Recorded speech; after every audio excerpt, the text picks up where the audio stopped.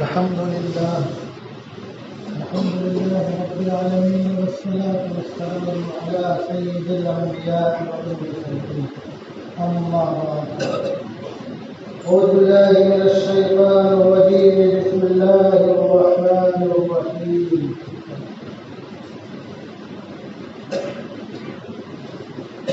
ألا إن أولياء الله لا خوف عليهم ولا هم يحزنون الذين آمنوا وكانوا يتقون لهم البشرى في الحياة الدنيا وفي الآخرة لا تبديل لكلمات الله ذلك هو الفوز العظيم. وقال في موضع آخر: إن الذين آمنوا وعملوا الصالحات سيجعل لهم الرحمن ودا. وقال في موضع آخر: يا أيها الذين آمنوا اتقوا الله وكونوا مع الصادقين. صدق الله العظيم. عن أبي هريرة رضي الله تعالى عنه قال: قال رسول الله صلى الله عليه وسلم: إن الله إذا أحب عبدا دعا جبرائيل فقال: إني أحب فلان فأحبه. قال: فيحبه جبرائيل ثم ينادي في السماء فيقول: إن الله يحب فلانا فأحبوه، فيحبه أهل السماء. قال: ثم يوضع له القبول في الأرض، وإذا أبغض دعا جبرائيل فقال: إني أبغض فلانا فأبغضه. قال: فيبغضه جبرائيل ثم ينادي في أهل السماء: إن الله يبغض فلانا فأبغضوه. قال: فيبغضونه ثم توضع له البغضاء في الأرض. رواه مسلم. حضرات محترم، یہ ربیع الثانی 1444 ہجری کی آج 8 تاریخ ہے۔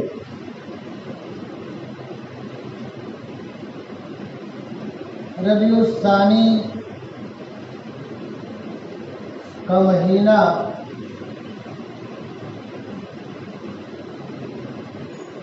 اس مہینے میں ایک عظیم المرتبت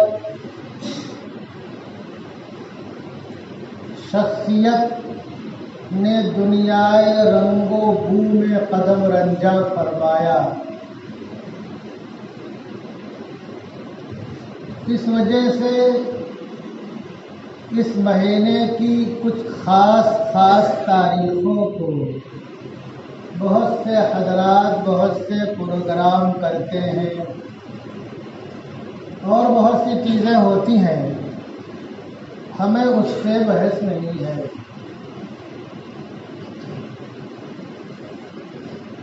میں خالی یہ عرض کرنا چاہتا ہوں کہ اس مہینے میں جس شخصیت کی ولادت 11 ربیع الثانی 470 یا 71 ہجری 1077 یا 1078 عیسوی کو ہوئی اور وفات بھی اسی مہینے میں ہے۔ 8، 9، 10 ربیع الثانی کی تاریخوں کا ذکر آتا ہے۔ 561 ہجری 11 اپریل 1166 عیسوی۔ تو اللہ تبارک و تعالیٰ کی طرف سے گویا کہ ایک انتظام اور نظم ہے اس دنیائے رنگ و بو میں ایسے لوگوں کو کھڑا کرتا رہے گا اور بھیجتا رہے گا کہ جو کلمہ حق کی سر بلندی کے لیے کام کرتے رہیں گے اور اللہ کے وہ بندے جو کہ اللہ کی راہ سے بھٹکے ہوئے ہیں ان لوگوں کو راہ راست پر لانے کی کوشش کرتے رہیں گے۔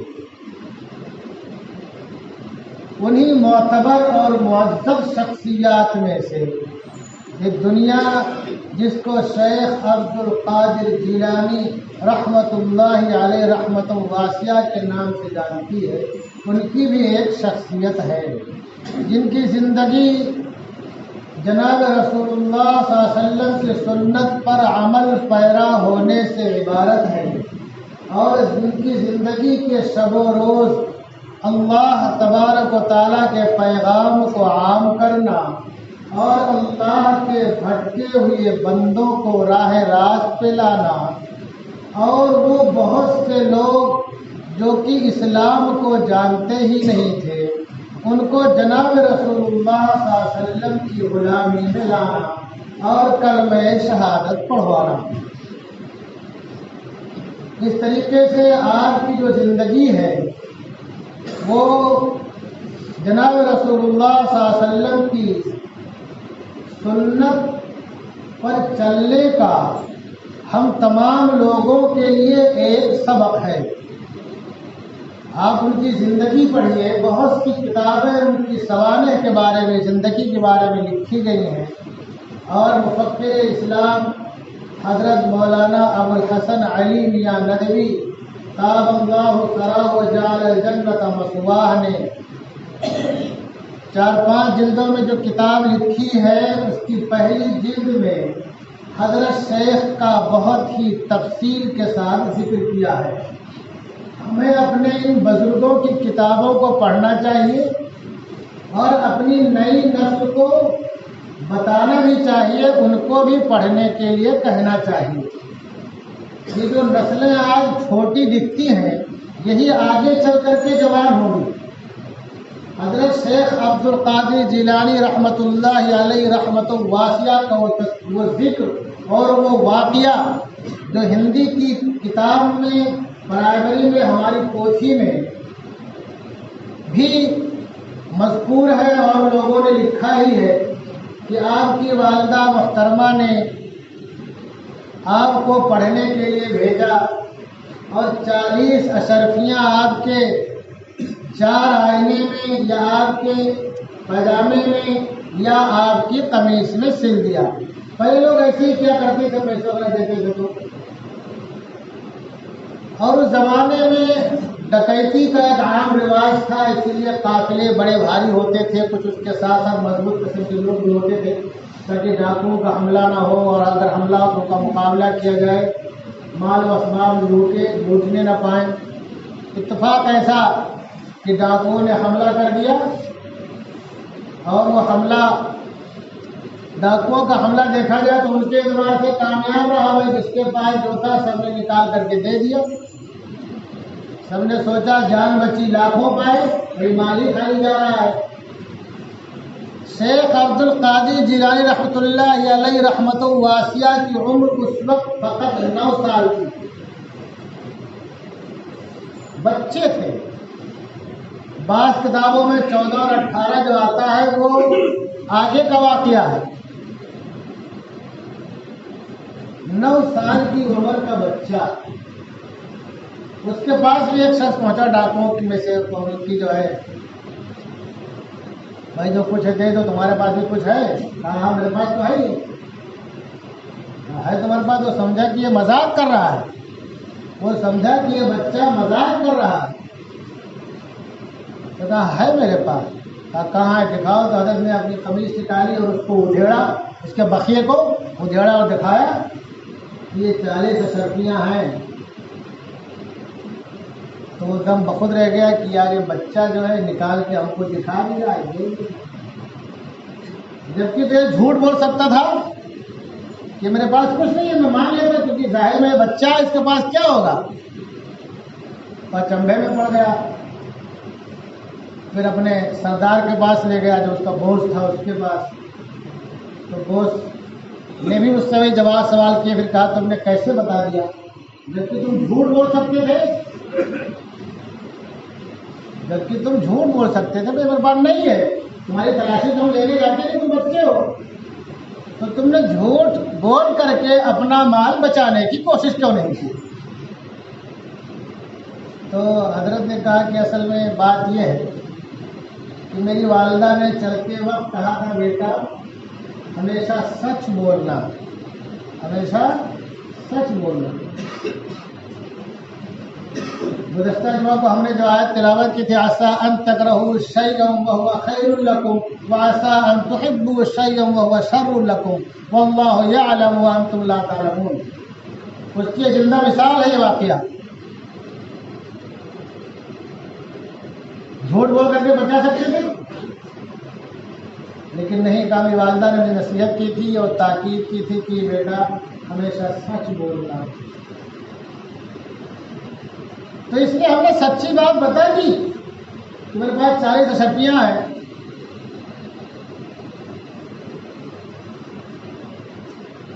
وہ بتانا تھا کہ وہ سردار سوچنے لگے کہ عجیب بات ہے، یہ بچہ اپنی ماں کی نصیحت کو پکڑے ہوئے ہے اور ہم اللہ کی بات کو بھلا بیٹھے کہ چوری ڈکیتی کرنا حرام ہے۔ ڈاکو کی جو سزا ہے، چور کی سزا ہاتھ کاٹنا شریعت میں، اور ڈاکو کی سزا کیا ہے؟ الٹا کاٹنا، ایک ہاتھ اور ایک ٹانگ کاٹا جائے گا اس کا۔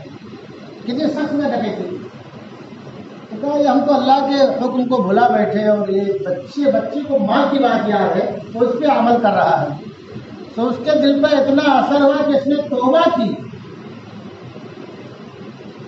اور توبہ جب اس نے توبہ کی تو اس کے تمام ساتھیوں نے بھی توبہ کر لی،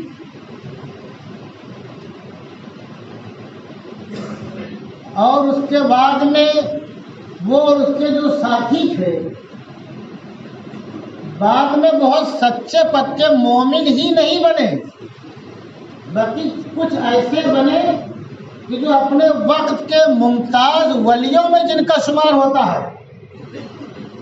اللہ تعالیٰ توبہ قبول کرتا ہے نہیں کرتا؟ اللہ تو توبہ، اللہ رسول فرماتے ہیں کہ کلکم خطاؤن وخیر الخطائین التوابون، کہ تم میں ہر آدمی کتنے خطا کار ہیں لیکن خطا کار میں بہتر کون ہے؟ جو توبہ کر لے، یعنی اس کو احساس ہو جائے اپنی غلطی کا، اپنے جرم کا، اپنے گناہ کا، اور جب توبہ کرے گا تو اللہ تعالیٰ توبہ قبول کرنے کے لیے بیٹھا ہے۔ ہم توبہ سچے دل سے کرتے نہیں، سچے دل سے توبہ کریں تو اللہ تعالیٰ تو غفور رحیم ہے، ستار العیوب ہے، غفار الذنوب ہے۔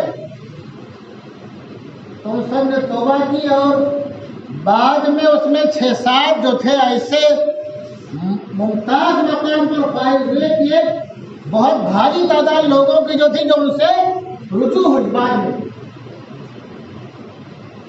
یعنی وہ بھی بیعت و ارشاد اور دعوت و ارشاد کا کام کرنے لگے تھے، سچے پکے مومن ہو گئے۔ تو ایک سچ نے اتنے بڑے ڈاکوؤں کے، خطرناک ڈاکوؤں کے گروہ کو توبہ کرنے پر مجبور کر دیا ہے، یعنی اس سچ نے ایسا اثر کیا ان کے دماغ پہ کہ سب نے توبہ کر لیا۔ تو اگر ہمارے بچے اس کو پڑھیں گے تو کیا ان کے دل میں یہ بات نہیں آئے گی کہ ہم کو بھی سچ ہی بولنا چاہیے، جھوٹ نہیں بولنا چاہیے؟ اور جھوٹ کتنا بڑا گناہ، اللہ کا فرمان الا لعنۃ اللہ علی الکاذبین، کہ جھوٹوں پر اللہ کی لعنت ہو۔ بعض دفعہ ایسا ہوتا ہے کہ آدمی قرآن پڑھ رہا ہوتا ہے، خود اپنے اوپر لعنت بھیج رہا ہوتا ہے، جو جھوٹا ہوتا ہے نہیں ہوتا۔ بہت سی برائیوں کی جو جڑ ہے وہ جھوٹ ہے۔ تو حضرت کے سچ نے نہ حضرت کے 40 اشرفیوں کے بچانے کا فقط ذریعہ بنا، بلکہ اپنے پورے تمام ساتھیوں کا مال و اسباب بھی ان کو واپس مل گیا، اور جو لوگ اتنے خطرناک خوخار ڈاکو تھے سب توبہ کر کے سچے پکے مومن بن گئے اور بہتوں کی ہدایت کا ذریعہ بنے۔ تو ہمیں چاہیے کہ اپنے بزرگوں کے واقعات کو اپنے بچوں کو سنائیں، اور بچوں کو اگر پڑھنا آتا ہے تو ان کو کتابیں لا کر کے دیں کہ وہ پڑھیں کہ آگے کی زندگی ہم بھی اگر ایسا کریں گے تو ہم بھی انشاءاللہ ہمارا نام روشن ہوگا، ہمارے مذہب کا نام روشن ہوگا، اور بہت سے لوگ کیا کہتے ہیں ہمارے ذریعے سے راہ راست پہ آ جائیں گے، جذبہ پیدا ہوگا، اور جو شروع سے جذبہ پیدا ہوتا ہے وہ زندگی کے آخری لمحات تک باقی رہتا ہے۔ تو علی میاں رحمۃ اللہ علیہ نے اپنی جو معرفت العاریہ حضرت کی تصنیف ہے تاریخ دعوت و عزیمت، اس کی پہلی جلد میں بہت ہی تفصیل سے حضرت شیخ کی زندگی لکھی ہے، ہمیں پڑھنا چاہیے۔ اب حضرت شیخ کے جو کارنامے ہیں اور جو زندگی ہے اس کو بہت تفصیل سے بیان کرنا بہت وقت چاہیے۔ ہم پہلی بات تو یہی گرا بنا لیں کہ حضرت کی زندگی کے بچپن کا جو واقعہ ہے وہ کیا ہے؟ سچ بولنا، ہم سچ بولتے رہے، اور پھر حضرت کے گرد جو بعد میں جو لوگ اکٹھا ہوئے، جب حضرت جو ہے مسند مشیخیت اور مسند تدریس پر جب بیٹھے، کتنی تعداد تھی لوگوں کی، اور مسند مشیخیت اور مسند تدریس پر ایسے نہیں بیٹھے، جب بغداد تشریف لے گئے، اور یہ بھی اللہ تبارک و تعالیٰ کی طرف سے تکوینی امر ہے کہ جس سال آپ بغداد تحصیل علوم کے لیے تشریف لے گئے، اسی سال بغداد امام غزالی سے خالی ہو رہا تھا۔ امام غزالی رحمۃ اللہ علیہ نے بغداد سے رستے سفر اسی سال باندھا ہے، اور حضرت کی تشریف آوری اسی سال ہوئی بغداد میں، اور جو تعلیم حاصل کی ہے وہ زندگی بھی بہت ہی پرعز مشقت ہے۔ آج ہمارے بچے ذرا سے بھی کچھ ہو جائے کھانے پینے میں تو بہت ناک بھوں چڑھاتے ہیں، پتہ نہیں کیا کیا بک جاتے ہیں بعض دفعہ۔ اگر گھر میں ہو جائے تو چونکہ ماں مٹی ہے، ماں کو تو کیا سمجھتے ہیں؟ بغیر تنخواہ کی نوکرانی سمجھتے ہیں ماں کو۔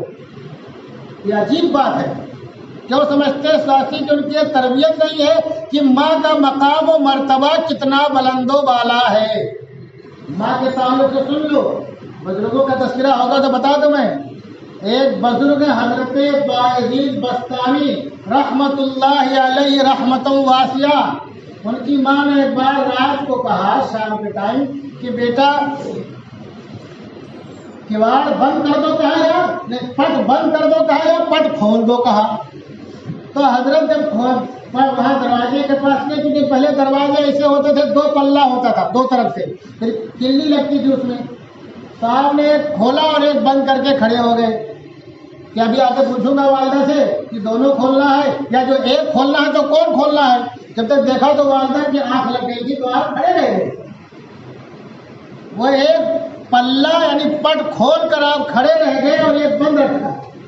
تو بہت رات کے بعد والدہ کی آنکھ کھلی، بیٹا آواز دے تو دروازے کھڑے بیٹے تم وہاں کھڑے کھڑے کیا کر رہے ہو؟ کہا امی جان آپ نے کہا تھا یہ پٹ بند کر دو یا کھول دو، تو میں یہ نہیں سمجھ پایا کہ آپ نے اس کو بند کرنے کھولنے کے لیے کہا تھا کہ اس کو بند کرنے کھولنے کے لیے کہا تھا۔ تو میں اس انتظار میں تھا کہ آپ کی منشا مجھے معلوم پڑ جائے کہ کس کو بند کرنا ہے کس کو کھولنا ہے۔ تو جو ماں کے مقام و مرتبے سے واقف ہوتا ہے وہ ماں کو نوکرانی اور خادمہ نہیں سمجھتا ہے، ماں پر جو ہے اپنے زبان کے تیر و نشتر نہیں چلاتا ہے، ماں کے پیشانی اور اس کے سر پہ جوتے نہیں برساتا ہے، بلکہ ماں کے چشم و ابرو کے اشارے کا منتظر ہوتا ہے میری ماں کیا کہنا چاہتی ہے، کیا کھانا چاہتی ہے، اس کی کیا منشا ہے، اس کی مرضی کیا ہے۔ قرآن میں جو آیت ہے والدین کے حقوق کے تعلق سے، والدین کے حقوق کے تعلق سے، اس میں جو ہے کہ ان کو اف تک نہ کہو، اس وہاں مفسرین نے یہ لکھا کہ اگر ماں باپ کوئی فرمائش کرے اور وہ فرمائش پوری کرنا تمہارے بس میں نہ ہو تو اگر تم گرم سانس لو، لیکن سوچتے نا کیا ایسی بات کہی کہاں سے پورا کروں، آدمی بہت ایسی غریب سانس لیتا بات ہے نا، تو ویسی سانس لینا بھی منع ہے۔ ماں باپ کے اتنے حقوق ہیں، دھیان رکھو اس بات کو۔ تو آج کا ہمارے بچے کیا کھانے کو کچھ آگے پیچھے ہو جائے تو پتہ نہیں کیا ماں کو بولتے ہیں، کیونکہ بغیر تنخواہ کے نوکرانی سمجھتے ہیں۔ ماں کے اور باپ کے حقوق سے، ان کے آداب سے، ان کی عظمت سے واقف نہیں ہے. ورنہ یہی ماں ہے، اگر تم سے ناراض ہو جائے تو تمہاری روح گناہ کے تمام راستے ڈھونڈتے ہیں، گناہ کے تمام راستے ڈھونڈیں گے. اللہ حفاظ کرنا نوجوانوں کی. تو اللہ کا رسول صاحب کا معاف کر دو، تو معاف نہیں کرتی کہ بہت جھلی بھلی بیٹی نہیں بیچاری. تو کہا ٹھیک ہے، اپنے بھائی لکڑی لاؤ. تو بیٹا یہ اللہ کا رسول آپ لکڑی کو منگا رہے ہیں؟ کہا لکڑی اس لیے منگا رہا ہوں تاکہ لکڑی جلاؤں اور اس میں تمہارے لڑکے کو ڈالوں. کہا میں لکڑی ڈال ڈالو گے؟ کہا ہاں. تو کہنے میں معاف کرتی ہوں. تو جیسے ماں نے معاف کیا تو وہ آسانی سے برداشت ہو گئی. دیکھو صحابی ہے، کوئی کتنا بڑا ولی ہو جائے جس کو ہم قطب عالم بولتے ہیں اور سراج عالم بولتے ہیں، آفتاب اہل یقین بولتے ہیں، شمس المشائخ بولتے ہیں، اور پتہ نہیں کیا کہ تاج الاولیاء تاج الشریعہ بولتے ہیں. کوئی کتنا بڑا ولی ہو جائے کسی ادنا صحابی کے قدم کی دھول پر نہیں پہنچ سکتا. تو ماں کا مقام مرتبہ اتنا بلند ہے. تو حضرت نے جو تعلیم حاصل کی بغداد میں حاصل کرنے کے، جو لے کر کے گئے تھے سب ختم ہو گیا. جو لے کر کے گئے تھے سب کھانے پینے کا سامان یا کچھ پیسہ جو تھا خرید کے کھایا کرتے تھے. اور آج کی طرح نہیں کہ 4 ٹائم اور 5 ٹائم کھاتے رہے ہوں گے. یہ سوچتے رہے کہ زیادہ دن چلانا ہے تو دن میں مشکل سے آدھی روٹی 1 روٹی کھاتے رہیں گے خرید کر کے، جو پیسہ نہ ہوگا تاکہ زیادہ دن تک چل جائے. وہ ختم ہو گیا. اور کئی دن کا فاقہ ہو گیا، کئی دن کا فاقہ ہو گیا. اور جو کئی دن کا فاقہ ہو گیا تو بالکل کمزوری اور غشی جیسی کیفیت ہونے لگی. تو آ کر کے ایک مسجد کی چٹائی میں لپٹ کے لے گئے. دیکھو ہمارے نوجوان کیا کریں گے، ذرا سا کچھ ہوگا تو ہاتھ ماریں گے، ہے نہیں، چوری چماری کریں گے، اور غلط ساتھیوں کو پکڑ کے چل فلاں جگہ چلتی اور چکن سے کھانا کھائیں گے، دعوت کے شادی حال میں بغیر بلائے پہنچ جائیں گے اور ڈونگے کے ڈونگے صاف کر دیں گے.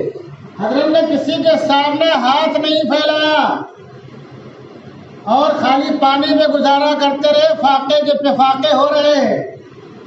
اتفاق سے ایک شخص مسجد میں آیا، اس نے اپنا دسترخوان کھولا تو خوشبو آپ کو محسوس ہوئی کہ کچھ کھانا کھایا جا رہا ہے. ایک بولنے والے تو بول رہے تھے کہ اتنی تیز بھوک لگی تھی کہ وہ شخص جب اپنا دسترخوان کھولا لقمہ اٹھانا چاہا تو حضرت کا منہ کھل گیا. میں اس کو کہیں پڑھا نہیں سنا ہے. اتنی زیادہ کمزوری تھی. یہ فاقے کے فاقے ایسے ہوتے. خیر جب شخص نے محسوس کیا کہ ہاں کوئی شخص ہے تو بلایا، کہا جائیے آج آپ میرے مہمان بن جائیے. کیا کہا؟ مسافر نے کہا آپ میرے مہمان بن جاؤ، میرے ساتھ کھانا کھا لیں. حضرت تشریف لائے اور کھانا شروع کرنے سے پہلے بات شروع ہو گئی، بھائی آپ کہاں تو کہاں سے آئے ہو؟ تو مسافر نے پوچھا آپ کہاں تو؟ کہا میں گیلان کا ہوں. یہاں کیا کرتے ہو؟ پڑھتا ہوں. کیا نام ہے؟ عبدالقادر نام ہے. باپ کا نام کیا؟ ابو صالح جنگ کے دوست ہے. باپ ہے؟ باپ نہیں ہے، ماں ہے.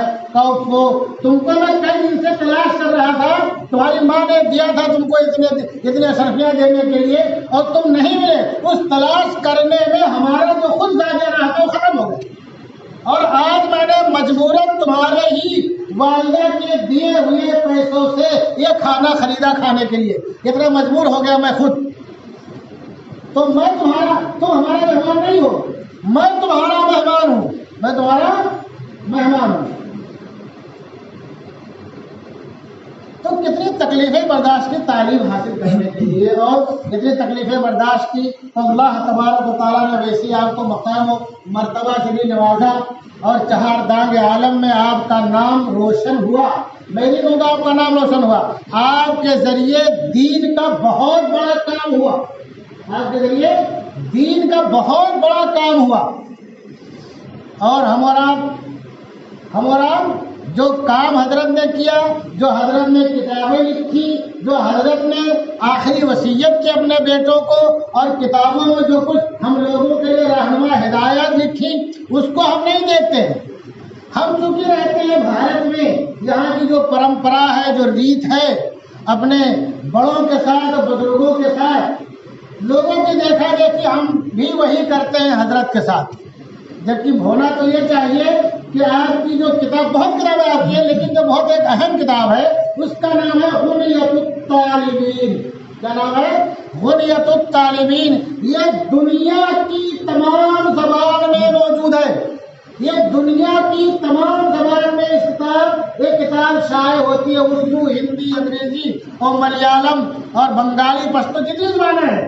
کیونکہ حضرت کے جاننے والے پوری دنیا میں ہیں، چاہنے والے کم سے کم ہم اس کتاب کا مطالعہ کرتے اور دیکھتے کہ آپ نے ہم لوگوں کے لیے کیا لکھا ہے، کیا چھوڑا ہے. کیا ہم کریں گے تو حضرت کے ہم چاہنے والے بن جائیں گے، اور کیا نہیں کریں گے تو حضرت سے نفرت کرنے والے، دور ہونے والے بن جائیں گے.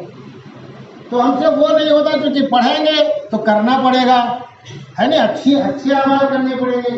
ہم وہ چاہتے کچھ پیسہ خرچہ کر دیں فٹافٹ اور جنت کا ٹکٹ مل جائے. دوستو ایسا نہیں ہوتا. اگر ایسا ہوتا تو پیسہ خرچہ کر کے سب ڈیگے چڑھا کر کے کیا کر کے سب جنت کے حقدار ہو گئے ہوتے.